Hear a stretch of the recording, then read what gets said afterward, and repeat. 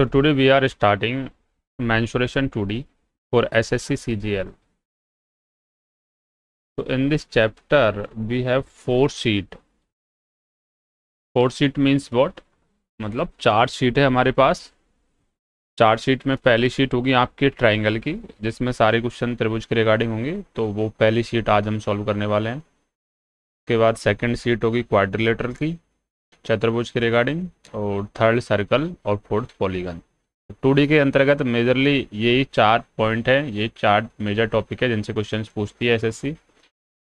तो आज हम सिर्फ ट्राइंगल के रिगार्डिंग चीज़ें ही कवर करेंगे। तो एक बार हम देख लेते हैं क्या क्या पढ़ने वाले हैं इस जो क्लास है, इसमें हम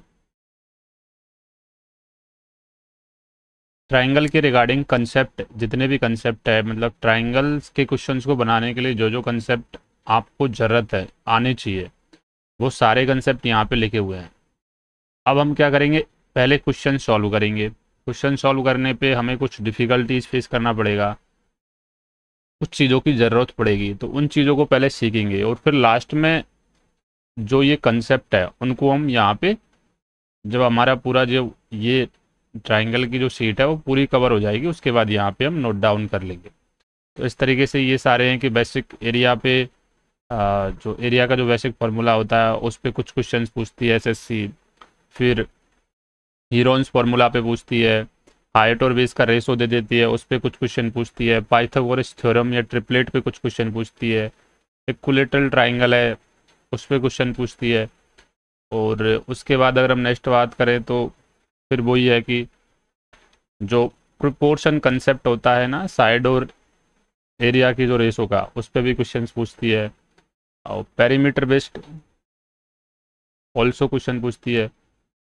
मीडियन की कुछ प्रॉपर्टी यूज करके भी क्वेश्चन पूछती है। तो ये सारे कौन कौन से क्वेश्चन पूछती है, internal point two equilateral triangle पे बेस्ड क्वेश्चन पूछती है। ये सारे पॉइंट है, इन पे बेस्ड एसएससी क्वेश्चन पूछती है। तो इस क्लास में हम करीबन 45 क्वेश्चन सॉल्व करेंगे जो कि रिगार्डिंग ट्राइंगल्स के होंगे।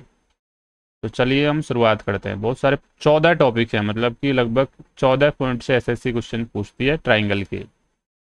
तो अब हम स्टार्ट करते हैं, और ये सारे के सारे क्वेश्चन जो हम यहाँ पे सॉल्व करेंगे, या तो वो प्रीवियस ईयर में आए हुए हैं या फिर वो एसएससी के लिए इम्पोर्टेंट है। तो अब पहला क्वेश्चन आपके सामने है, इसको एक बार रीड आउट करिए और इसको सॉल्व करने का कोशिश कीजिए। तो क्वेश्चन है आपके सामने कि what is the area of a triangle whose base is 21.4 centimeter and height is 15.5 centimetre. एक त्रिभुज का आपको एरिया ज्ञात करना है जिसका आधार है वो 21.4 सेंटीमीटर है और ऊंचाई है वो 15.5 सेंटीमीटर है। तो एक बार मैं इस क्वेश्चन को सॉल्व कर देता हूँ। जैसे ही मैं इस क्वेश्चन को सॉल्व करूँगा, मैंने इस क्वेश्चन को सॉल्व करने के बाद में जो सेकंड जो पार्ट होगा उसमें हम क्या करेंगे, इस क्वेश्चन को सॉल्व करने के लिए अगर कोई भी स्टूडेंट ऐसा है जिसको सिर्फ डिजिट का नॉलेज है, यानी वो सिर्फ काउंटिंग जानता है, उसके बाद उसे कोई भी मैथ का कंसेप्ट नहीं है, तो उसको अगर ये क्वेश्चन बनाना है एग्जाम में तो उसको क्या क्या चीज़ की ज़रूरत पड़ेगी, वो सारी चीज़ें हम देखने वाले हैं। तो मैं इसको सॉल्व कर रहा हूँ। तो मैं अगर इसको सॉल्व करने जाऊंगा एग्जाम में तो मैं कैसे सोचूंगा वो मैं आपको बताने जा रहा हूँ। देखो, तो इसमें सबसे पहले मेरे दिमाग में आएगा कि यार ये एक साइड दे रखी है आधार, ये एक साइड दे रखी है ऊंचाई, और मुझे त्रिभुज का क्षेत्रफल ज्ञात करना है। तो मेरे को ये पता है कि त्रिभुज का क्षेत्रफल होता है वो क्या होता है, 1/2 आधार गुणा ऊंचाई। तो इस चीज़ को मैं नोट डाउन नहीं करूँगा अपने जो भी आंसर जिसमें मैं सॉल्व कर रहा हूँ, जिस भी सीट में सॉल्व कर रहा हूँ, तो उसमें ये नोट डाउन नहीं करूँगा कि त्रिभुज का क्षेत्रफल 1/2 आधार गुणा ऊंचाई होता है। मैं सीधा देखूंगा कि त्रिभुज का क्षेत्रफल 1/2 आधार गुणा ऊंचाई होता है। मतलब क्या है इस बात का कि त्रिभुज की अगर मैं किसी एक भुजा को आधा कर दूँ, मतलब फॉर्मूला ये होता है 1/2 इंटू बेस इंटू हाइट। तो अगर मैं किसी त्रिभुज की एक भुजा को इन दोनों में से आधा, इस बात का क्या मतलब होता है, इस बात का मतलब होता है बेस इंटू हाइट बटे 2। तो अगर मैं किसी एक भुजा को आधा कर देता हूँ और उस आधे पार्ट को दूसरी भुजा से गुना कर देता हूँ तो मेरा त्रिभुज का क्षेत्रफल का आंसर आ जाएगा। तो मैं सीधा यहाँ पे यही थॉट प्रोसेस अप्लाई कर रहा हूँ कि यार मेरे को दो साइड दे रखी है, एक साइड ये है, एक साइड ये है, तो कौन सी भुजा का आप आधा कर सकते हो, जो A1 नंबर होगा उसका। तो मैंने सीधा इसका आधा किया, तो ये आ गया मेरे पास 10.7, और इसको दूसरी साइड दे रखी है 15.5। अब इससे गुणा करके जो भी मेरा यहाँ पे रिजल्ट आएगा वो मेरा आंसर हो जाता है। अब आप क्या क्या सोच सकते हो इस क्वेश्चन में, मतलब मैं ये सारे जो डायमेंशन है एक क्वेश्चन के बारे में आप क्या क्या सोच सकते हो। तो अगर आपको यहाँ पे इन नंबर में कोई ऐसा नंबर मिल जाता जो दोनों में कॉमन होता, या 3 से कटने वाले नंबर होते या 7 से कटने वाले नंबर होते, तो हम क्या चेक करते कि अगर ये नंबर 3 या 7 से कट रहा है या 11 से कट रहा है तो वो ही हमारा आंसर हो जाता। लेकिन यहाँ पे इस क्वेश्चन में ऐसा कुछ है नहीं है, तो अभी आपको ये पूरा सॉल्व करना पड़ेगा। अगर आपको ये पूरा सॉल्व करना है तो आप कैसे सॉल्व करोगे, फिर आप लिखो इसको 10.7 यानी 10 + 0.7 क्या हो रहा है, इसको राइट इट डाउन करो। 10.7 को आप इसको रीराइट करो 10 + 0.7, और इसको अगेन गुणा करो 15.5 से।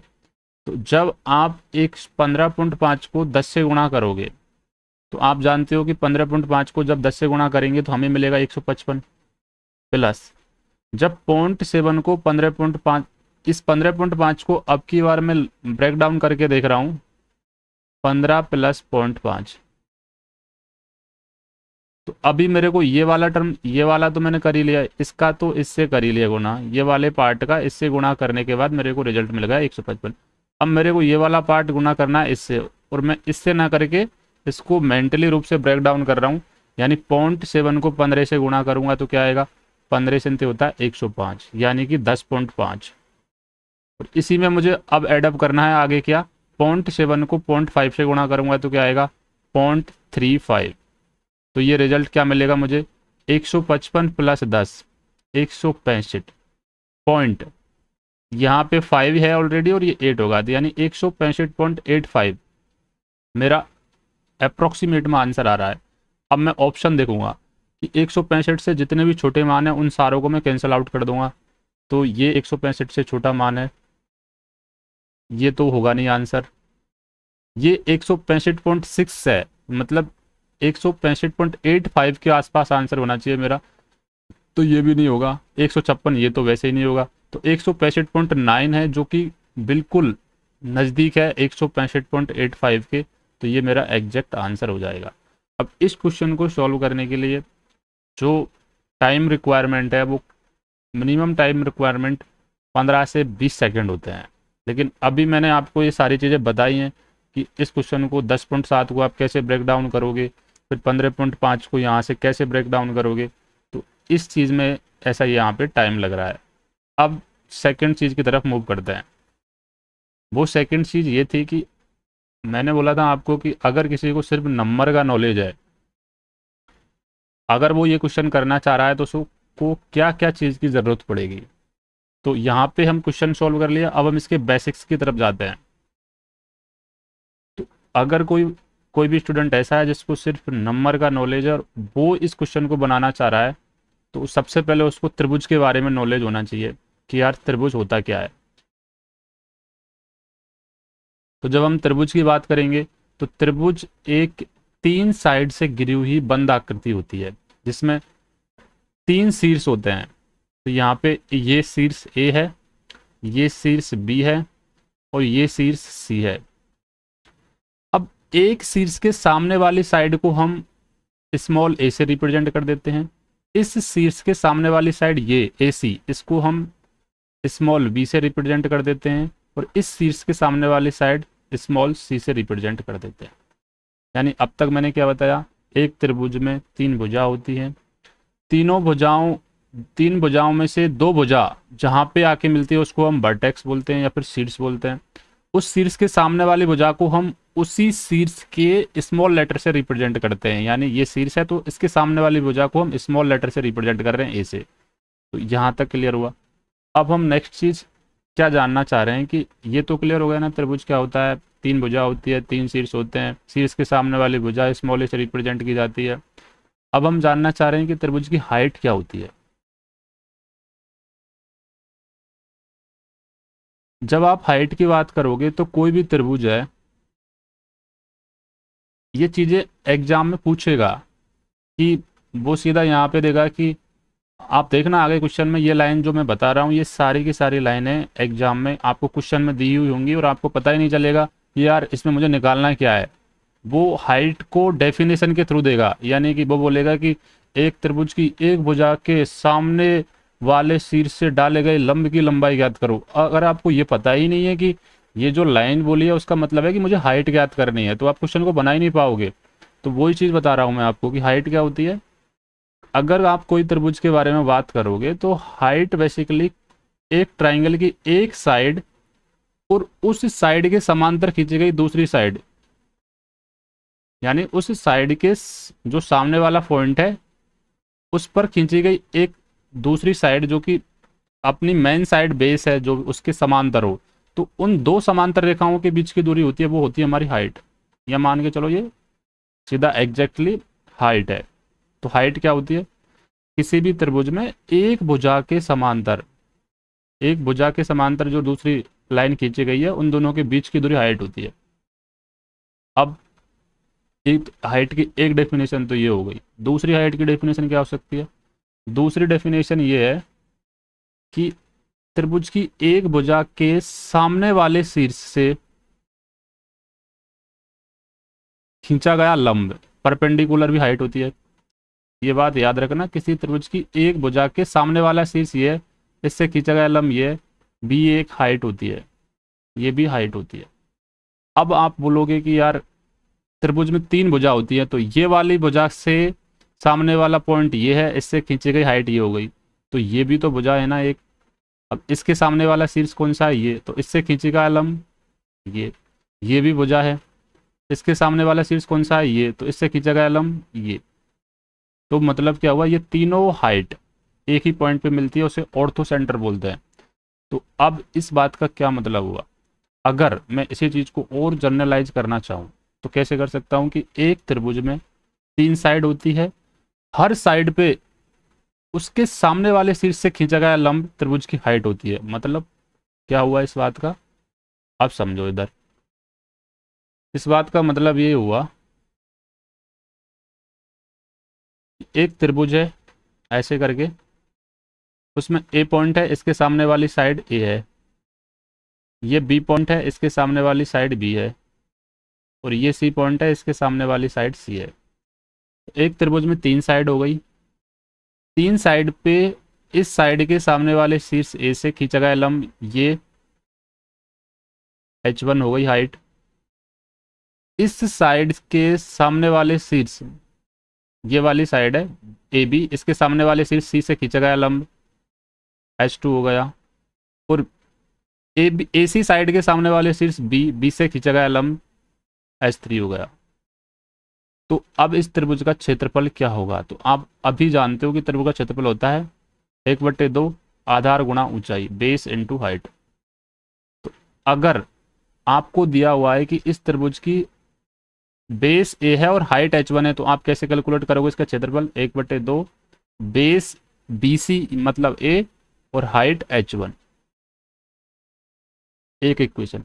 अगर आपको इसी क्वेश्चन में दिया हुआ है कि इस त्रिभुज की AC की वैल्यू B है और उस पे जो हाइट है वो h3 है, तो कैसे सॉल्व करोगे, 1/2 गुणा बेस AC की वैल्यू है B और हाइट B और उसको कोई भी नाम दे दो कि BN, ये पॉइंट को N नाम दे दो, तो h3। इसका मतलब हुआ कि 1/2 B इंटू h3। और सिमिलर वे में तीसरी साइड आएगी 1/2 into base C into height h2। तो ये इक्वेशन 2 और ये इक्वेशन 3। तो क्या आप यहाँ पे ये जर्नलाइज कर पा रहे हो कि क्या ये तीनों के तीनों जो इक्वेशन आई हैं क्या वो सेम वैल्यू देगी, 1/2 B इंटू h3 इस त्रिभुज के लिए। तो आपका आंसर होना चाहिए यस, ये तीनों के तीनों जो इक्वेशन है वो सेम वैल्यू क्यों देगी, उसका रीज़न ये है कि ये तीनों के तीनों वैल्यू एक ही त्रिभुज के अंतर्गत है। त्रिभुज की हर बेस पे अलग अलग हाइट पॉसिबल हो सकती है, ये भी आपको याद रखना है कि हर बेस पे जो हाइट की वैल्यू है वो अलग अलग हो सकती है, बेस अलग अलग, हाइट अलग अलग। तो इस बात को मैं थोड़ा और आगे एक्सप्लेन कर रहा हूँ, तो वो देखिए। अच्छा, ये त्रिभुज हो गया ना। अब इस पे ये ए है, ये बी है, ये सी है, और हाइट अब सबके साथ में आ गई। तो ये फॉर्मूला निकल के आ रहा है 1/2 ए बेस पे height h1 equal to 1/2 b base पे हाइट h2। अभी मान लो कि वो बी बेस पे हाइट h3 थी, लेकिन h2 मान लो यहाँ पे, और इनटू बराबर 1/2 सी बेस पे हाइट h3। तो ये तीनों बराबर है, क्योंकि यहाँ से 1/2 1/2 1/2 कैंसिल आउट हो जाएगा। यहाँ से हमारे पास रिजल्ट निकल के आएगा a इंटू h1 बराबर b इंटू h2 बराबर c इंटू h3। अब आप बिलीव नहीं करोगे, ये वाले रिजल्ट से एसएससी क्वेश्चन पूछती है, बहुत ज़्यादा क्वेश्चन पूछती है। वो क्वेश्चन कैसे पूछेगी आपसे कि एक त्रिभुज है, उसकी एक भुजा ये ए के संगत ऊंचाई h1 है, तो उसी त्रिभुज की दूसरी भुजा बी के संगत ऊंचाई h2 का मान ज्ञात करो। तो आपको यहाँ पे ये फॉर्मूला पुटअप करना है कि एक भुजा ए दे रखी है, इसकी वैल्यू दे रखी है, उसके संगत ऊंचाई h1 दे रखी है, दूसरी भुजा बी दे रखी है, और आपको फाइंड आउट करना है h2। तो ये फॉर्मूला यहाँ पे आपको पुटअप करना पड़ेगा। तो यहाँ से आप ये देख पा रहे हो कि अगर कोई त्रिभुज की एक भुजा दे रखी है, उसकी संगत ऊंचाई दे रखी है, तो दूसरी भुजा हम निकाल सकते हैं, दूसरी भुजा की संगत ऊंचाई निकाल सकते हैं। ये बात आपको पता चल गई। उसके बाद ही अगर आप यहाँ से थोड़ा और करीब से देखोगे तो ये वाली वैल्यू किसके बराबर है, ये वाली वैल्यू 2 डेल्टा के बराबर है, मतलब ये कांस्टेंट वैल्यू के बराबर है। अगर ये कांस्टेंट वैल्यू के बराबर है तो यहाँ से एक रिजल्ट और निकल के आ रहा है कि वो रिजल्ट ये है कि बेस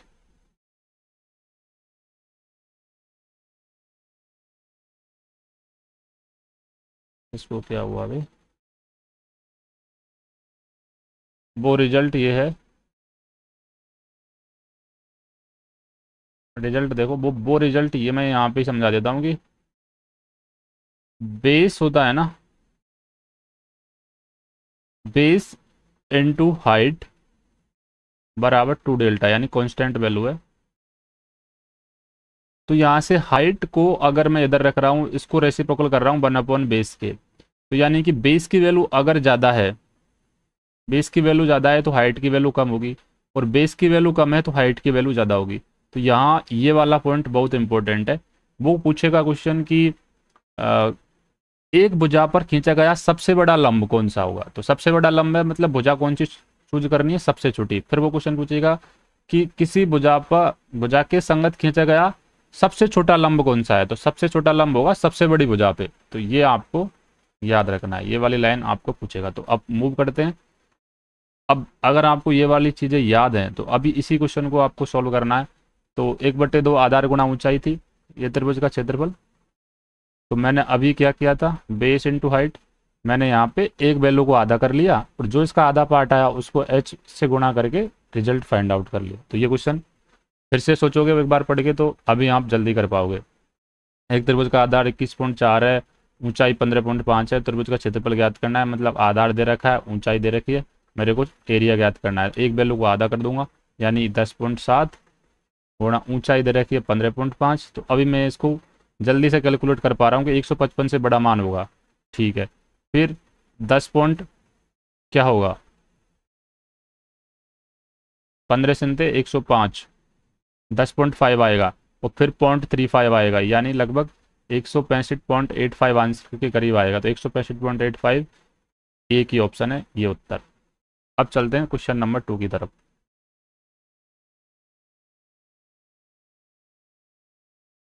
क्वेश्चन नंबर 2 इसमें से मिस आउट है, क्वेश्चन नंबर 3 आप पढ़ो। देखो मैंने ये कंसेप्ट बता दिया आपको, इसीलिए बताया था। अभी सेम क्वेश्चन है, भुजा 12.8 मीटर और 9.6 मीटर है, 9.6 मीटर पर ऊंचाई 12 मीटर है, 12.8 मीटर पर ऊंचाई क्या होगी। अगर मैं आपको ये वाला चीज़ बता दिया हूँ अभी कि एक ही त्रिभुज है, इसको सॉल्व कर रहे हैं। एक ही त्रिभुज है कि भुजा 12.8 मीटर है और 9.6 मीटर है। 9.6 मीटर पर ऊंचाई दे रखी है आपको 12 मीटर, ये ऊंचाई दे रखी है आपको 12 मीटर। तो आपसे पूछा है 12.8 मीटर पर ऊंचाई क्या है, ये ऊंचाई पूछ लिया आपसे। तो अभी मैंने बताया था ना कि एक भुजा की संगत ऊंचाई h1 होती है, दूसरी भुजा की संगत ऊंचाई h2 होती है, और ये दोनों का मान बराबर होता है। तो इस क्वेश्चन में अब कुछ नहीं बचा अगर हमको ये वाला कंसेप्ट पता है। तो अब आप सीधा क्या करोगे, 9 पॉइंट सॉल्व करने के लिए क्या करोगे, इसको 9.6 की संगत ऊंचाई क्या दे रखी है 12, आपको फाइंड आउट करनी है 12.8 की संगत ऊंचाई h2 की वैल्यू ज्ञात करनी है। तो आप देखो सीधा सीधा थोड़ा सा दिमाग को तेज करो, तो यहाँ पे 16 छिकी कितने होते हैं 96, 0.6 इंटू 12, और 16 छिकी 96, 16 सिंते 112, और 16 इंटे 128, तो ये आ गया लगभग 0.8 बार।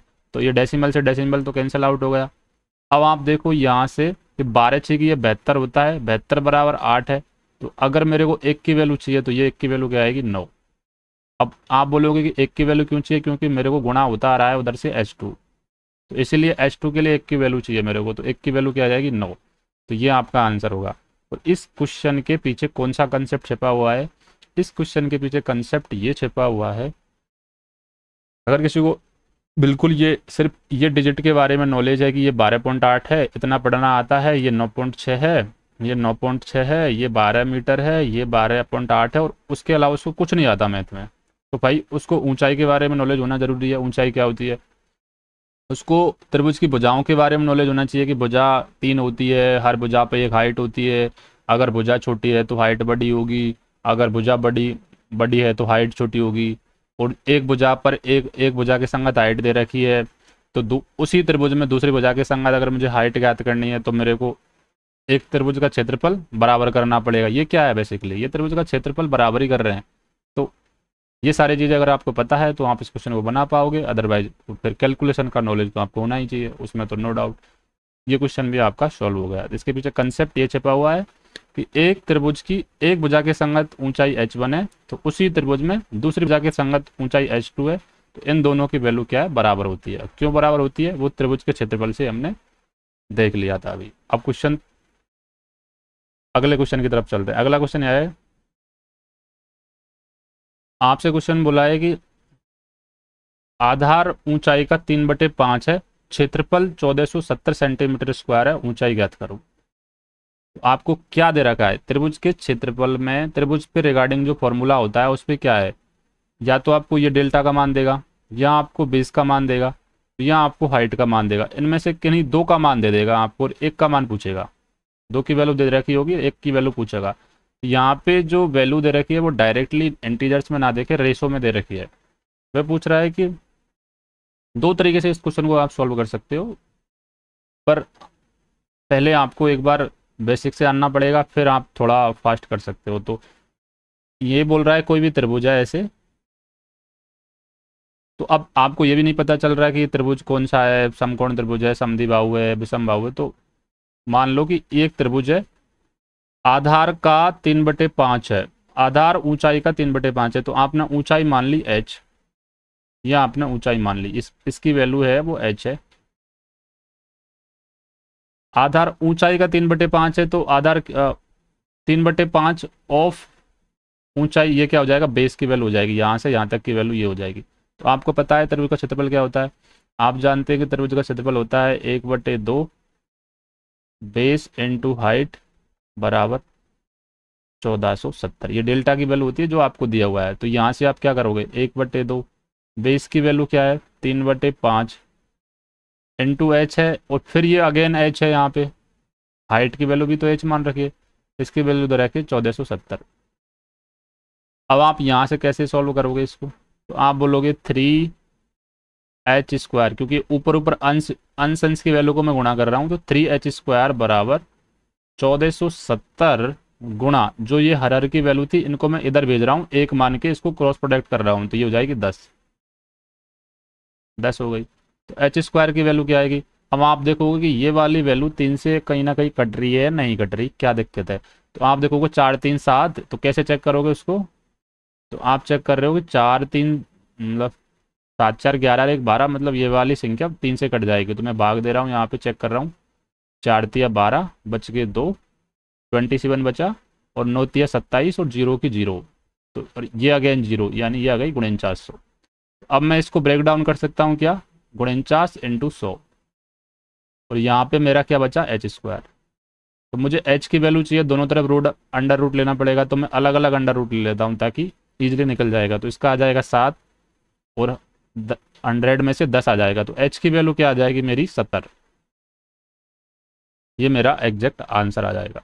अब इस क्वेश्चन को इतना मतलब टाइम नहीं लेना है एग्जाम में अगर सॉल्व करना है। तो ये एसएससी जीडी टायर 1 2024 का क्वेश्चन है, और इसका आंसर है 70। लेकिन अब आप चाहो तो, ये तो है बिल्कुल बेसिक तरीका, अगर आप चाहो तो इस क्वेश्चन को दूसरे तरीके से भी कर सकते हो। और वो दूसरा तरीका क्या है वो मैं आपको बता रहा हूँ। सेकंड तरीका इस क्वेश्चन को करने का ये हो सकता है कि यहाँ पे दे रखा है कि अच्छा ये तरीका बेस्ट है और दी बेस्ट तरीका है, इससे बढ़िया तरीका कुछ हो भी नहीं सकता। लेकिन आपको अगर ये दे रखा है कि ये कैलकुलेशन थोड़ा इजी नहीं लग रहा, तो आप ऐसे मान सकते हो कि आ,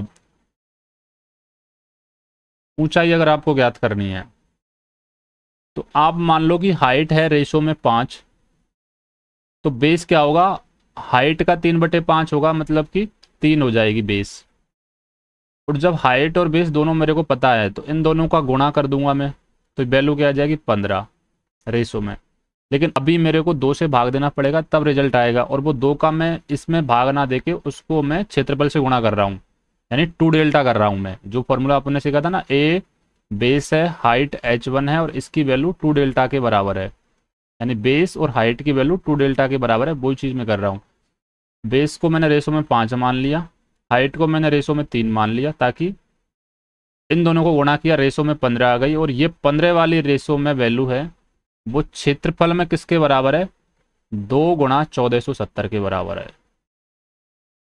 तो अब मैं यहाँ से सीधा सीधा क्या देख पा रहा हूँ कि मेरा एक चीज़ आप याद रखो, जब भी आप 2D की बात करोगे तो 2D में क्या होगा कि अगर कोई साइड एन गुण, प्रत्येक साइड एन गुणा हो रही है, तो उसका क्षेत्रफल एन स्क्वायर गुणा हो जाता है।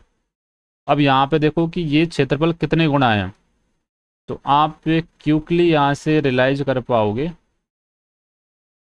तो 15 का आप सीधा इसमें डिवाइड करो, 15 इंटू 120, 15 में 135।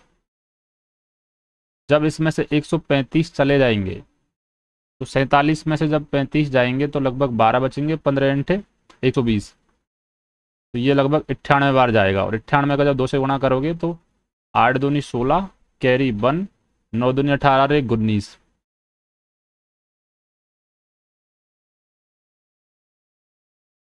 तो लगभग कितने टाइम्स आ रहा है, तो यहाँ पे जो एरिया है वो लगभग 196 टाइम्स आ रहा है। 196 टाइम आ रहा है, मतलब साइड कितने टाइम होगी, 14 टाइम्स। और साइड क्या है, मेरी हाइट चाहिए मुझे, तो 14 पंजे 70। ये थोड़ा और आपको आगे समझ में आ जाएगा, लेकिन अभी के लिए इतना ही। तो अगले क्वेश्चन की तरफ मूव करते हैं। मैं यहाँ पे ये सिखाना चाह रहा हूँ, एक चीज़ है ये बता देता हूँ मैं, इस पर क्या काम में लिया है मैंने, ये भी एक कॉन्सेप्ट ही है। जब भी आप कोई भी 2D फिगर की बात करोगे, तो 2D फिगर में हो सकता है वो ट्राइंगल हो सकता है वो सर्कल हो, चाहे वो क्वाड्रिलेटर की बात करो, रेक्टेंगल, वर्ग, स्क्वायर, जो भी है, और चाहे वो कोई पॉलीगन हो, जैसे लाइक दैट, कुछ भी मान लो। तो अगर प्रत्येक साइड को आप किसी एंटीजेड से गुणा कर रहे हो, जैसे त्रिभुज के क्षेत्र प्रत्येक साइड क्या है, ये ए है, ये बी है, और ये सी है। तो अगर इसकी वैल्यू मान के चलो ये है 2, और ये 5, और ये 7 है, कुछ ऐसा मानो कि इसमें इंटीजर्स में आ जाएगा, 3 5 7 मान लो, 3 5 7 से बेटर है कुछ और भी मान लो, कि कुछ भी मान लो, मान के चलो कि यहाँ पे कुछ ऐसी वैल्यू मान लो कि इसकी हाइट आ जाए। तो ये मान लो, चलो ये त्रिभुज एक ही फिगर की बात कर रहा हूँ, कोई भी फिगर हो 2D का, अगर इसकी हाइट मानो 3 है, इसका बेस है वो 4 है। अब ये मैं सोचना कि एग्जैक्ट हाइट 3 तो होती नहीं है, बस हम अजम्पशन के लिए ट्राई कर रहे हैं, हम कैलकुलेशन के लिए ट्राई कर रहे हैं, जबकि ऐसा नहीं होगा। 5 4 3 ऐसे कोई त्रिभुज की हाइट नहीं होती यहाँ पे, सिर्फ देख रहे हैं कि हम जो बोलना चाह रहे हैं वो सही है क्या गलत है। तो 5 4 3, तो अब इसकी प्रत्येक साइड को मैं 2 टाइम्स कर रहा हूँ, मतलब इसको 2 गुना कर रहा हूँ, इसको 2 गुना कर रहा हूँ, इसको 2 गुना कर रहा हूँ, ठीक है। तो अब इसकी जो पेरीमीटर है, पेरीमीटर क्या होता है आपको ये नॉलेज होना चाहिए। कोई त्रिभुज का पेरीमीटर मतलब होता है उसकी जो ये वाली साइड, ये वाली साइड और ये वाली साइड का सम कितना है। तो पहले कितना था, 2 4 6 और 5 11, पहले था 11। अब प्रत्येक साइड को मैंने 2 टाइम्स कर दिया तो कितना हो गया, 2 गुणा 11 पहले तो था ही, यानी 22। तो मतलब क्या हुआ, ये प्रत्येक साइड को 2 टाइम किया तो पेरीमीटर कितने टाइम्स हो गया, 2 टाइम्स हो गया। लेकिन एरिया कितने टाइम्स हो जाएगा, तो इसको भी 2 टाइम्स करोगे हाइट को, तो यहाँ पे हो जाएगी 6 और यहाँ पे ये 4 थी ना, ये हो जाएगी 8, 2 टाइम्स करने पे। तो अब इसका एरिया निकालोगे तो 1/2 गुणा आधार गुणा ऊंचाई, तो यहाँ से 4 यानी कि 24 आएगा एरिया, एरिया आएगा 24। और इसका एरिया क्या था, 12, नहीं इसका एरिया था 6। इसका 1/2 आधा, बेस का आधा करोगे 8 से जोड़ोगे, तो आप देख पा रहे हो कि एरिया कितने टाइम्स हो रहा है, एरिया हो रहा है 4 टाइम्स। जब साइड को n गुना किया है मतलब 2 गुना, तो एरिया इस 2 वाली वैल्यू के स्क्वायर टाइम्स हो रहा है। तो यही वाली चीज़ मैंने वहाँ पे कैलकुलेट की थी कि जब क्षेत्रफल 4 गुना हो रहा है तो साइड मेरी इसका √4 गुना होगी। ये था वो एग्जैक्टली कंसेप्ट। अगले क्वेश्चन की तरफ मूव करते हैं, और अगला क्वेश्चन क्या है, 5वां क्वेश्चन। एक बार इसको रीड आउट करो फिर इसको सॉल्व करो। त्रिभुज का क्षेत्रफल 104 सेंटीमीटर स्क्वायर है, आधार ऊंचाई से 3 सेंटीमीटर कम है, आधार ज्ञात करो। हाइट बराबर base plus 3 centimetre, area 104 centimetre square, find the base. तो अब आपको सारी चीज़ें नॉलेज हैं। अब क्योंकि यहाँ पे ये SSC CHSL 2021 से पूछा हुआ क्वेश्चन है, तो आप इस क्वेश्चन को कैसे करोगे। तो इसको करने के एक बार मैं इसको करने का वो बता देता हूँ। फास्ट तरीका क्या है कि ऊंचाई से 3 कम है, आधार ऊंचाई से 3 कम है, मेरे को आधार की वैल्यू ऑप्शन में दे रखी है, ये सब क्या है, बेस है, ये भी बेस है, ये भी बेस है। तो जब यहाँ बोल रखा है कि आधार ऊंचाई से 3 कम है, तो मतलब ऊंचाई क्या होगी, आधार से 3 ज़्यादा होगी।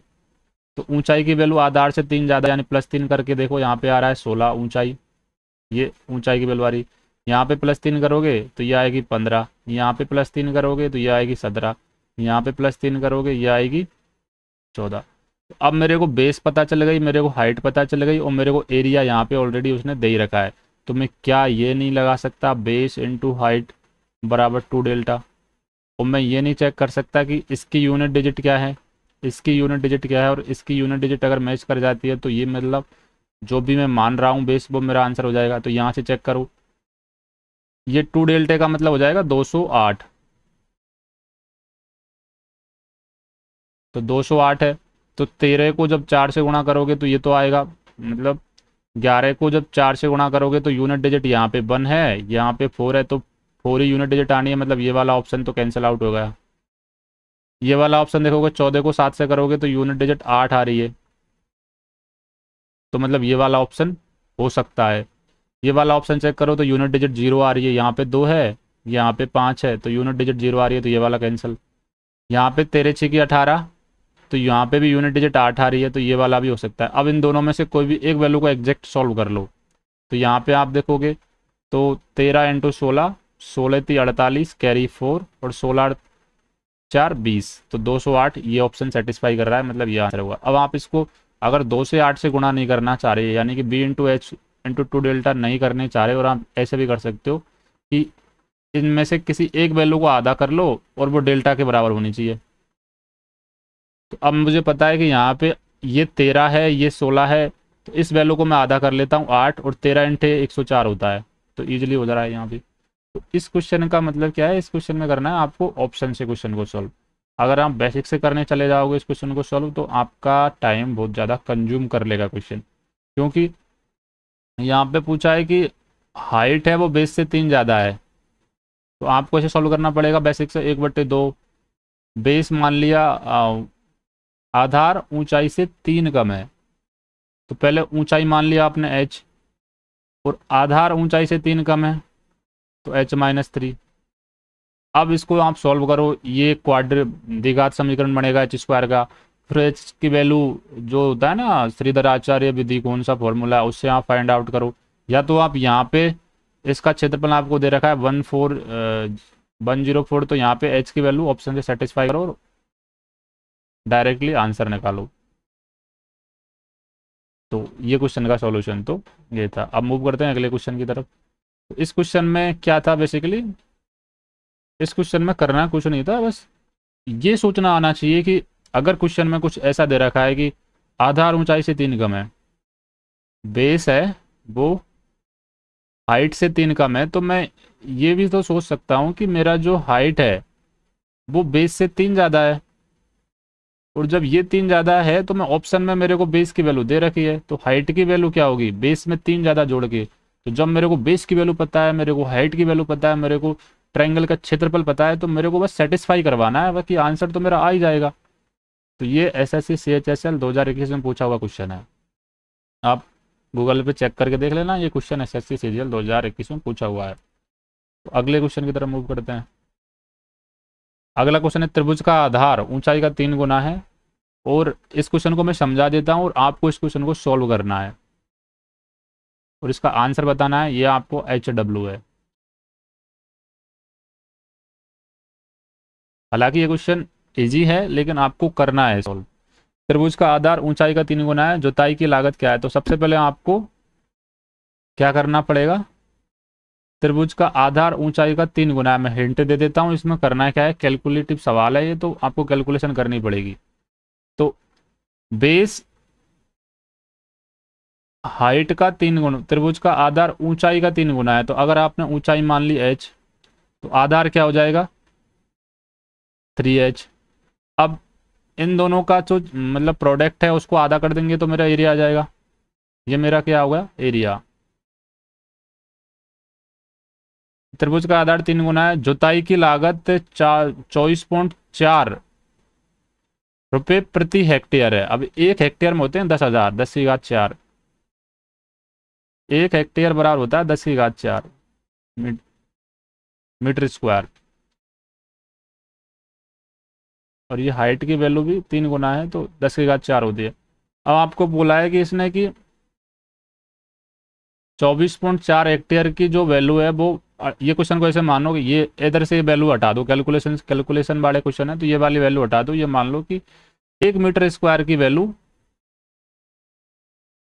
2 रुपया है, और टोटल जो जुताई कर रहा है खेत की लागत वो है 100 रुपया।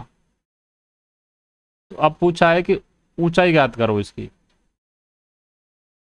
तो उसकी ऊंचाई ज्ञात करनी है। तो आपको क्या कर रखा है यहाँ पे कि आपको टोटल लागत, जैसे यहाँ पे कोई खेत है, मतलब त्रिभुजाकार कोई खेत, सॉरी ये गलत बना रहा हूँ मैं, ये कुछ नहीं है कैलकुलेटिव सवाल है, बाकी कुछ नहीं, कंसेप्ट बता रहा हूँ मैं, जो कंसेप्ट लग रहा है इसके पीछे वो, ये एक त्रिभुजाकार खेत है, इस त्रिभुजाकार खेत का आधार ऊंचाई का 3 गुना है, तो इसका ऊंचाई अगर h है तो आधार इसका 3h हो जाएगा। अब ये कह रहा है कि इस खेत को जुताई की लागत है ना वो 100 रुपया है, अपन ने यहाँ पे 24.4 हेक्टेयर दे रखी थी, अपन ने इसको 100 रुपया मान लिया। तो इस पूरे खेत पे अगर आपको ट्रैक्टर चलाना है और इसको जुतवाना है, फसल बोन, तो इसके पूरे खेत को जुताई की जो लागत है वो 100 रुपया है, टोटल लागत 100 रुपया है, और 1 मीटर स्क्वायर की लागत आपको दे रखी है 2 रुपया। तो जब 1 मीटर स्क्वायर की लागत 2 रुपया है तो मुझे क्षेत्रफल क्या किस में होता है, मीटर स्क्वायर में होता है। 1 मीटर स्क्वायर की लागत 2 रुपया है तो कितने 1 मीटर स्क्वायर होंगे इसमें, तो मतलब 100 रुपया में 2 रुपया का भाग दे देंगे तो मतलब 50 मीटर स्क्वायर इस खेत का क्षेत्रफल होगा। तो जब इस खेत का क्षेत्रफल 50 मीटर स्क्वायर होगा तो इसकी वैल्यू आपको दे रखी है किसके बराबर, 3h × h/2। 2। तो अब आपको यहाँ से h की वैल्यू फाइंड आउट करनी है, और यही था वो क्वेश्चन, और कुछ नहीं था। तो ये आपको HW है, ये आपको सॉल्व करना है और कमेंट में इसका रिप्लाई देना है। एक क्वेश्चन मैं ऐसा हमेशा मतलब लूँगा अपनी जो इसमें, ताकि उसको आप सॉल्व करो, और वो कैलकुलेटिव सवाल होगा, बस मैं इसमें हिंट दूंगा आपको। तो SSCGD 2023 में पूछा हुआ ये क्वेश्चन है। 1 हेक्टेयर बराबर 10⁴ मीटर होते हैं, ये भी मैंने बता दिया है। अब आपको बस इसको सॉल्व करना है। तो अगले क्वेश्चन की तरफ मूव करते हैं।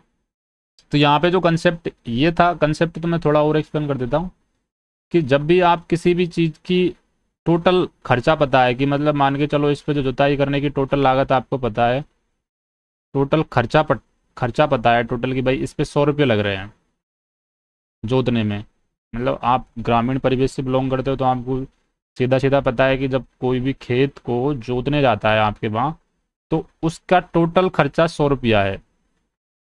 और ट्रैक्टर वाला बोलता है भाई 1 मीटर स्क्वायर, 1 वर्ग मीटर पर मैं 2 रुपये लूंगा।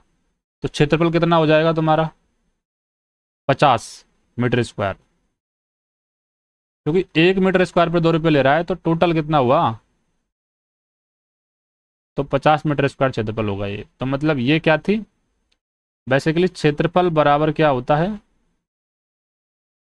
आप लिख सकते हो कि टोटल खर्चा बटे दर क्या है उसकी, कि दर है 2 रुपया प्रति मीटर। तो क्षेत्रफल बराबर होता है खर्चा बटे दर।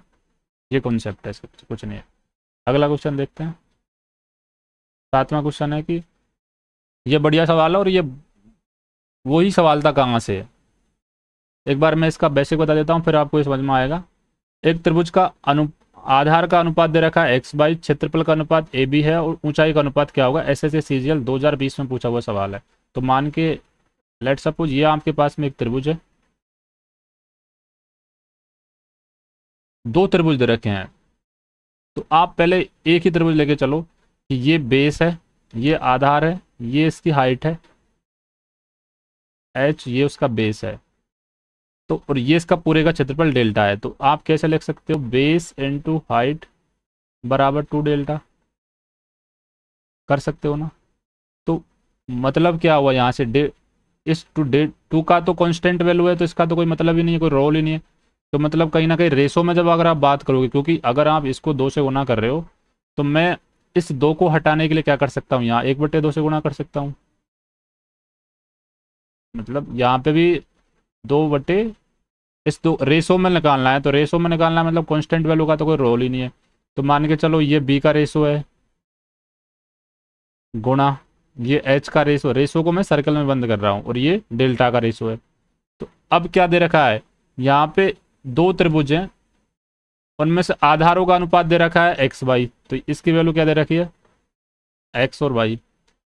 और क्षेत्रफल का अनुपात दे रखा है क्या? a/b। आपसे पूछ लिया कि उनकी हाइट का अनुपात क्या होगा, ये पूछ लिया। तो क्या आप यहाँ से ये नहीं कर सकते कि क्षेत्रफलों का जो अनुपात दे रखा है, क्या दे रखा है? a/b।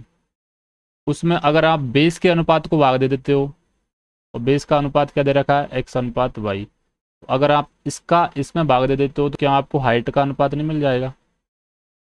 आप बोलोगे बिल्कुल मिल जाएगा। तो अगर आपको ये वाली कैलकुलेशन कैसे सॉल्व करनी है, जब आपको पता है कि एक अनुपात में अगर आप दूसरे अनुपात का भाग दे रहे हो, तो उसको ऐसे लिखो।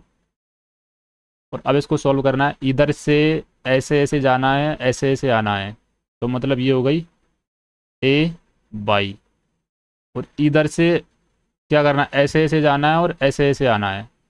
तो ये हो जाएगा x और b। तो a/x भी आपका आंसर हो जाएगा। और a/x भी इस ऑप्शन में नहीं है, x भी इसी ऑप्शन में है, bx इसी ऑप्शन में है, a/x भी इसी ऑप्शन में है, ax/by।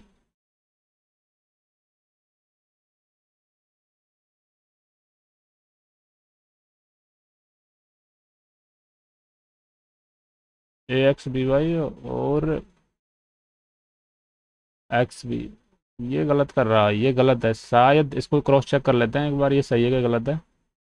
जैसे अगर इसको a/b किया है, तो ये हो जाएगी y/x। तो ये हो जाएगा a/, और bx। तो a/bx यही ऑप्शन है, a/bx यही ऑप्शन है। तो ऑप्शन नंबर सी इसका आंसर हो जाएगा, ये ऑप्शन गलत हो जाएगा। ये ऑप्शन कर रहे हो गलत, तो मतलब आप कैलकुलेशन गलत कर रहे हो, ये वाला भी गलत हो जाएगा। तो ये A/BX आंसर हो जाएगा, अनुपात में यही आएगा। अगर आप इसको ऐसे भी नहीं सॉल्व कर रहे हो तो आप यहाँ से कैलकुलेशन, अनुपात की कैलकुलेशन कैसे सॉल्व करते हो? बचपन में दो फ्रैक्शन मैंने को सॉल्व किया होगा ना, जैसे 1/2, मतलब जैसे 1/2 भाग क्या है 3/4 है, तो इसको सॉल्व करना है। यहाँ पे एक की वैल्यू ए है, बी 3 की वैल्यू बी है, 2 की वैल्यू एक्स है, 4 की वैल्यू वाई है। तो आप इसको कैसे करते हो, 1/2 गुणा इसको चेंज करते हो 4/3 में। अब अनुपात निकालना है, मतलब अंश अंश का गुणा करोगे 4, हर हर का गुणा करोगे 6, तो फिर काट पिट के 2 3 आ गई, मतलब पहले अंश को लिखते हैं फिर हर को लिखते हैं, तो 2 3 आ गई। तो ये सेम कहानी है। तो मतलब यहाँ पे पहले क्या था, क्षेत्रफलों का अनुपात ए दे रखा था, इसमें भाग देना था आधारों का अनुपात का x/y का। तो इसको फिर से चेंज करो, A/B गुणा y/x। अब अंश अंश को गुणा करो A/y, और इसके साथ में हर हर को गुणा करो bx। तो A/BX एक ही ऑप्शन है ये। AX/BY ये गलत है, क्योंकि AX/BY ऐसे कर दिया इसने, तो ये कहीं ना कहीं कैलकुलेशन मिस्टेक कर गया। SSC CGL 2022 में पूछा हुआ क्वेश्चन है। कॉन्सेप्ट जो था इसके पीछे वो ये था कि कोई भी त्रिभुज, दो त्रिभुज हैं तो उनके बेस का अनुपात गुणा हाइट का अनुपात बराबर क्षेत्रफल का अनुपात होता है। ये इसके पीछे ये कॉन्सेप्ट है। 8वां क्वेश्चन देखते हैं और 10 ही क्वेश्चन सॉल्व करेंगे आज की क्लास में। ये भी RRB RPF SI 2024 का पूछा हुआ क्वेश्चन है। भुजाएं दे रखी है 16, 30, 34 सेंटीमीटर और क्षेत्रफल आपको ज्ञात करना है। तो जो स्टार्टिंग में मैंने आपको बोला था कि जो कुछ सवाल हैं वो ट्रिपलेट पे बेस्ड भी होते हैं, तो ये वाला सवाल आपके पूरा ट्रिपलेट पे बेस्ड है। तो एक बार अपन इसको सॉल्व कर लेते हैं। तो जब आप इसको सॉल्व करने जाओगे तो आपको पता चल रहा है कि साइड दे रखी है आपको 16, 30 और 34। जब साइड 16, 30, 34 दे रखी है तो मैं इसमें 2 का भाग दे के चेक कर रहा हूँ, तो मेरे को पता चल रहा है 8, 15, 17, जो कि एग्जैक्टली ट्रिपलेट है। तो जब ये एग्जैक्टली ट्रिपलेट है 8, 15, 17, तो इसका 2 टाइम्स करके मेरे को ये वाली वैल्यू प्राप्त हो रही है। तो यहाँ से मैं ये किसको क्रॉस कर देता हूँ। तो जब ये ट्रिपलेट है तो इसमें इंटीजर्स वैल्यू है, इसका एरिया भी इंटीजर्स में आएगा। ये ट्रिपलेट के अंतर्गत ये हाइट होती है, ये जो साइड होती है वो होती है 90 डिग्री बनाने वाली भुजाएं। तो 90 डिग्री ये कोई त्रिभुज है, समकोण त्रिभुज ऐसे करके। अगर इसमें ये वाली वैल्यू 34 है, इनमें से कोई भी वैल्यू को आप ले लो, या चाहे इसको 16 यहाँ ले लो चाहे इसको 30 यहाँ ले लो, उससे कोई फर्क पड़ने वाला है नहीं, क्योंकि त्रिभुज का क्षेत्रफल होता है बेस इंटू हाइट बराबर 2 डेल्टा। तो यहाँ पे चाहे इसको या 30 रख लो यहाँ 16 रख लो, उससे कोई ज़्यादा फर्क पड़ने वाला है नहीं है। तो अब आपको पता चल गया कि ये इसका क्षेत्रफल, इन दोनों में से किसी एक वैल्यू को आधा करूँगा, तो मैं इसको आधा कर देता हूँ 8 और इन दोनों को गुणा कर देता हूँ, तो 8 तिया 24, मतलब 240 मेरा आंसर आएगा। तो आपका 240 एक ही ऑप्शन है, ये गलत, ये गलत और ये गलत, तो ये आंसर है। पर अब दिक्कत ये है कि जिसको ट्रिपलेट का नॉलेज है वो तो इस क्वेश्चन को बना पाएगा, लेकिन जिस भाई को ट्रिपलेट का नॉलेज ही नहीं है, जिसने ट्रिपलेट को ये नहीं पता ट्रिपलेट होता क्या है, कैसे वर्क करता है, तो वो क्या करेगा इस क्वेश्चन को, वो तो नहीं कर पाएगा ना सॉल्व। तो ट्रिपलेट का नॉलेज होना ज़रूरी है। तो ट्रिपलेट क्या होता है अब उस पर बात करते हैं। तो अगर आप ट्रिपलेट की बात करोगे, जब आप ट्रिपलेट की बात करोगे तो ट्रिपलेट बेसिकली होता क्या है, ट्रिपलेट एक ऐसी इंटीजर्स वैल्यू होती है। ट्रिपलेट कुछ नहीं है, कोई ऐसी कोई रॉकेट साइंस नहीं है ट्रिपलेट में। ट्रिपलेट एक ऐसी वैल्यू होती हैं, जैसे ऐसी इंटीजर्स वैल्यू होती हैं, विशेष बात पे फोकस करो, इंटीजर्स वैल्यू होती हैं ट्रिपलेट। अब कुछ वैल्यू ऐसी भी होती हैं जो डेसिमल में होंगी, तो फिर बोलोगे सर ये ट्रिपलेट नहीं है क्या, जैसे 1.5 है, 3, 4, 5 एक, मतलब तो होती हैं, लेकिन जनरली इंटीजर्स में ट्रिपलेट को कैलकुलेट किया जाता है। तो जैसे मान के चलो ये बेस है, ये हाइट है b और ये इसकी हाइपोटेनस है c। तो ट्रिपलेट वो इंटीजर्स वैल्यू होती हैं जो इसकी पाइथागोरस थ्योरम को सेटिस्फाई करती है। अब प्रॉब्लम ये है, बहुत सारे भाइयों को यही नहीं पता पाइथागोरस थ्योरम होती क्या है। और जब मैं खुद 10th क्लास में जब रीड आउट कर रहा था तो मेरे को पाइथागोरस ट्रिपलेट के बारे में सिर्फ ये पता था, और मैं बहुत पिटा था मास्टर से मेरे से। मैं हमेशा यही बोलता था पाइथागोरस ट्रिपलेट के बारे में कि ए सी स्क्वायर बराबर A B square plus B C square. जब भी कोई मेरे से पूछता था पाइथागोरस ट्रिपलेट क्या होती है, मैं सिर्फ यही आंसर देता था।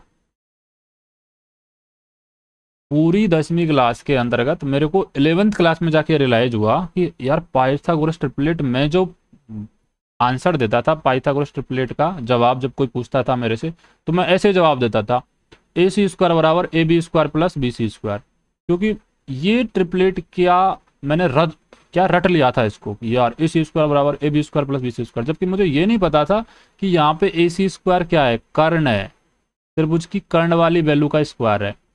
ए बी स्क्वायर क्या है, यहाँ पे हाइट का स्क्वायर है, ये हाइपोटेनस का स्क्वायर, और बी सी क्या है, त्रिभुज का बेस है, इसका स्क्वायर हो रखा है। तो मतलब क्या निकल के आ रहा है, पाइथागोरस थ्योरम क्या होती है कि एक कोई समकोण त्रिभुज होगा, उसमें 3 भुजा होंगी, ये उसकी हाइट होगी, ये उसका बेस होगा, मतलब ये उसका हाइपोटेनस कर्ण होगा, ये उसकी हाइट होगी, ये उसका बेस होगा। तो जो बेस का वर्ग हाइट का वर्ग और बेस के वर्ग का जो सम है, यानी हाइट का वर्ग प्लस बेस के वर्ग का जो सम है, वो कर्ण के वर्ग के बराबर होता है।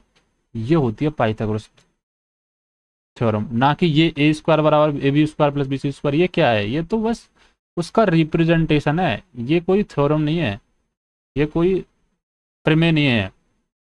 तो अगर आपसे कोई कल के जाए पूछे कि यार पाइथागोरस थ्योरम होती क्या है, तो आपको ये जवाब नहीं देना ए सी स्क्वायर बराबर A B square plus A C square, आपको जवाब देना है पाइथागोरस थ्योरम होती है, वो समकोण त्रिभुज के अंतर्गत वर्क करती है।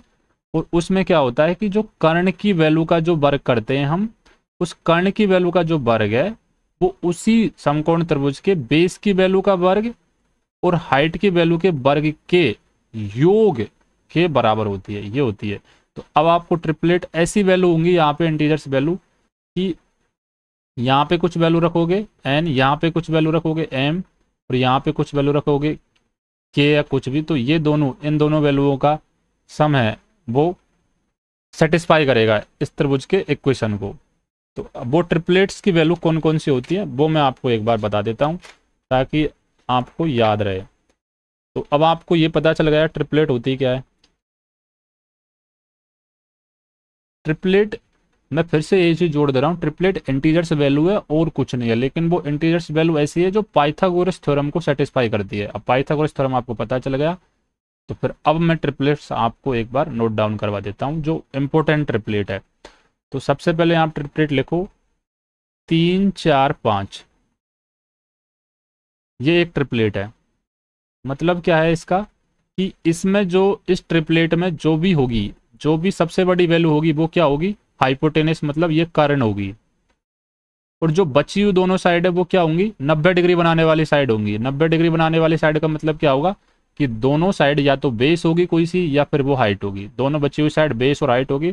तो अगर मेरे को ये पता चल रहा है कि ट्रिपलेट है ये दी हुई इंटीजर्स वैल्यू, इस क्वेश्चन में देखो, जैसे कि अगर इस क्वेश्चन में मुझे पता चल रहा है कि ये ट्रिपलेट है और ये ट्रिपलेट है 8 15 17 का ट्रिपलेट है, तो मेरे को ये पता चल गया ये उस त्रिभुज का कर्ण होगा और ये वाली वैल्यू है वो हाइट और बेस है। तो अब मेरे को पता चल गई एक त्रिभुज की हाइट और बेस पता है, तो मैं उसका क्षेत्रफल ज्ञात कर सकता हूँ कि इनमें से किसी एक वैल्यू का आधा करूंगा और दूसरी बची हुई वैल्यू से गुणा कर दूंगा, तो मेरा आंसर आ जाएगा। तो 3 4 5। अब इससे कौन कौन से ट्रिपलेट, इससे बनने वाली कोई भी, इस जो मूल ट्रिपलेट है, जो ओरिजिनल ट्रिपलेट है, इसको आप अगर किसी भी इंटीजर्स वैल्यू से गुणा करोगे तो इसका जो आउटकम आएगा वो भी ऑलवेज एक ट्रिपलेट होगा। तो अगर मैंने इसको 2 से गुणा किया तो आउटकम क्या आएगा मेरा, 6 10 6 8 और 10, ये भी ऑल्सो एक ट्रिपलेट है। अगर मैं इसको 3 से गुणा करूंगा तो क्या आएगा, 9 16, 3 से गुणा करने पे 16 क्यों आएगा, 12 आएगा, 9 16 15। 4 से गुणा करूंगा तो क्या आएगा, 12 16 20, तो ये भी ट्रिपलेट है। अगर मैं इसको गुणा कर रहा हूं एक किससे, क्या बोलते हैं इसको, फ्रैक्शन भिन्न से गुणा कर रहा हूँ 1/2 से, तो मतलब मैं इन सबका आधा करना चाह रहा हूँ, तो इसका आधा करूँगा मतलब 1.5, इसका आधा 2 और इसका आधा 2.5, तो ये भी ऑल्सो एक ट्रिपलेट है। तो जो भाई बोल रहा था ना कि भाई इंटीजर्स वैल्यू ना होती है ट्रिपलेट में, तो ये जो वैल्यू है वो क्या है 1.5, इसको मैं जब इसमें से डेसिमल हटाऊंगा तो मुझे क्या मिलेगा, इंटीजर्स ही मिलेगा ना। तो ये भी ऐसी वैल्यू होती हैं जो पाइथागोरस को थ्योरम को सेटिस्फाई करते हैं। तो ये हो गया एक तो ट्रिपलेट। तो कोई भी ट्रिपलेट को अगर आप कोई भी इंटीजर्स वैल्यू से अगर गुणा कर रहे हो तो जो आउटकम आते हैं वो भी ट्रिपलेट होते हैं। एक होता है, मैं लिखवा देता हूँ, 8, 15, 17, तो जो अभी आपने सीखा था ये वाला ट्रिपलेट। एक होती है 5, 12, 13। एक होती है 7, 24, 25।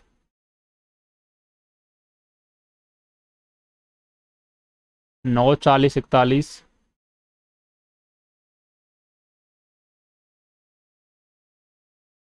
12, 35, 37। 11, 60, 61। 13, 84, 85।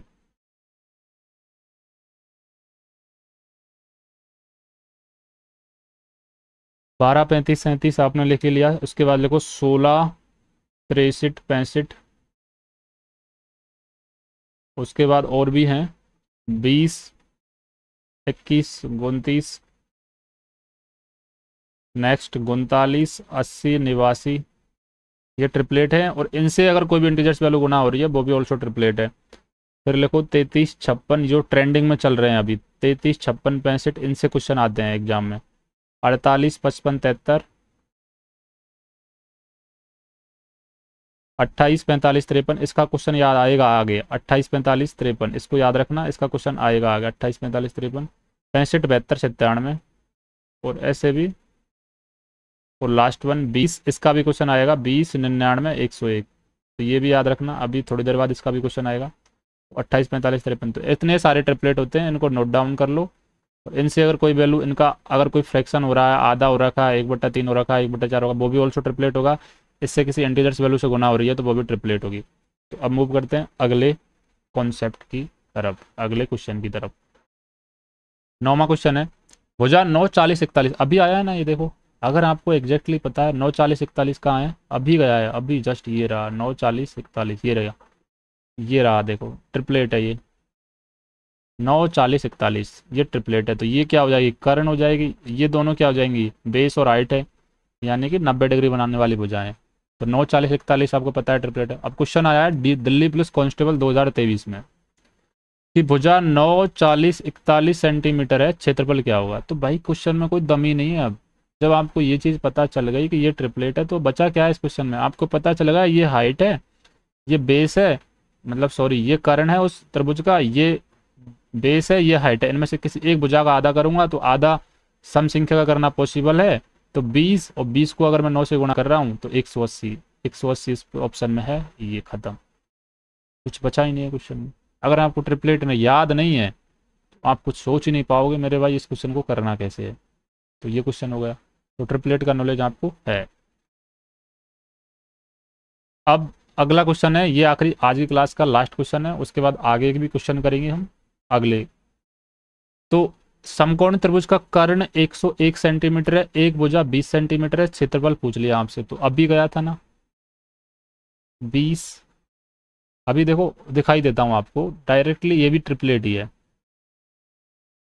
20, 99, 101 ये ट्रिपलेट रहा। 20, 99, 101 ये ऑल्सो एक ट्रिपलेट है। इस पे बेस्ड क्वेश्चन पूछा है, और ये क्वेश्चन पूछा है किस में, नॉर्मल क्वेश्चन है। एक समकोण त्रिभुज में कर्ण की वैल्यू दे रखी है 101, तो एक भुजा 20 है, तो दूसरी भुजा क्या हो जाएगी 99 हो जाएगी। 20, 99, 101 ट्रिपलेट है। तो अब पूछा है क्षेत्रफल, तो ये कर्ण की वैल्यू है, तो इन दोनों वैल्यू में से किसी एक वैल्यू का आधा करो। अब आधा 99 का आधा करने से तो कैलकुलेशन बढ़ जाएगी, तो मैं 20 का आधा कर लूंगा, 20 का आधा हो जाएगा 10, और फिर मैं इसको बची हुई संख्या से गुणा कर दूंगा, तो मेरा आंसर आ जाएगा 990। और 990 ऑप्शन में है, ये आंसर होगा। तो आज की क्लास हम यहीं समाप्त करते हैं। अगली क्लास में क्वेश्चन नंबर 11 से सॉल्व करेंगे। और इस पूरी जो ट्राइंगल के कितने क्वेश्चन हैं जो एसएससी में आए हुए हैं और जिन पे सारे कॉन्सेप्ट कवर हो जाते हैं, वो 45 क्वेश्चन है टोटल। उसके बाद आप 2D के ट्राइंगल का जो चैप्टर है उससे क्वेश्चन बना पाओगे, ईजिली बना पाओगे। तो मिलते हैं अगली क्लास में।